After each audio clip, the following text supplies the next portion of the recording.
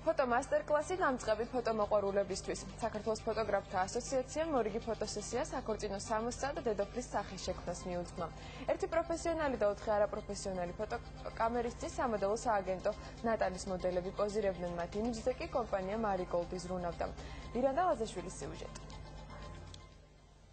ეს კადრი არის წარმატებული კომპოზიციურად, ტექნიკურად, შუქები ყველაფერი კარგად არის, ფაქტურა ხმადია და ეს კადრი იქნება ამ ფოტოს სავარაუდოდ გამოფენაზე გამოიტანენ.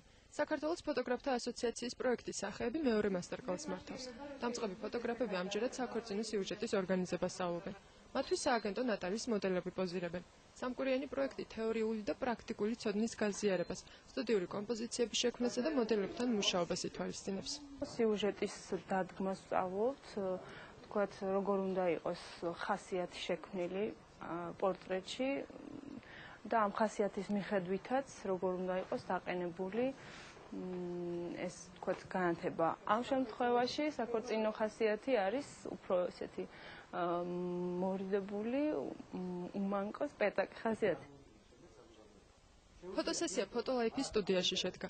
საქორწინო სამოსზე მაკიაჟსა და ვარცხნილობაზე კომპანია Marigold-მა იზრუნა. ფოტოგრაფთა ასოციაციაში 100-ზე მეტი პროფესიონალი და დამწყები ფოტოგრაფია გაწევრიანებული. პროექტში სახეები მონაწილეობას 4 ფოტომოყვარული იღებს. სტუდიური მხატვრული პორტრეტის თემატიკაზე მათ საკუთარ გამოცდილებას ასოციაციის თავმჯდომარე კახა ფხაკაძე უზიარებს. აბსოლუტურად დამოუკიდებლად ცოტა რთულია პირველი გადაღებები ესე, მაგრამ ჩვენი მიზანიც ეს არის, რომ ჩვენი ასოციაციის წევრებს დამწყებ ფოტომოყვარულებს, ხო? გქონდეთ იმის საშუალება, რომ მოვიდნენ სტუდიაში, იმუშაონ ცნობილ მოდელებთან, იმუშაონ საუკეთესო ბრენდებთან. მარტო ცოდნა არაფერს არ იძლევა, თუ პრაქტიკულად არ მოხდა მისი განხორციელება. ეს არის საკმაოდ რთულია მოყვარული ფოტოგრაფისათვის შუქთან მუშაობა, იმიტომ რომ ამ სტუდიამდე და ამ ასოციაციამდე მე პირადად არ მქონია სტუდიურ გადაღებასთან შეხება.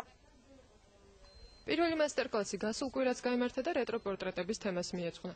მომავალ სწავლებელს საღამოს კაბების გადაღების სპეციფიკას დაუთმობენ. დამწყები ფოტოგრაფების საუკეთესო ნამუშევრების გამოფენა მასტერკლასის დამთავრების შემდეგ მოეწყობა.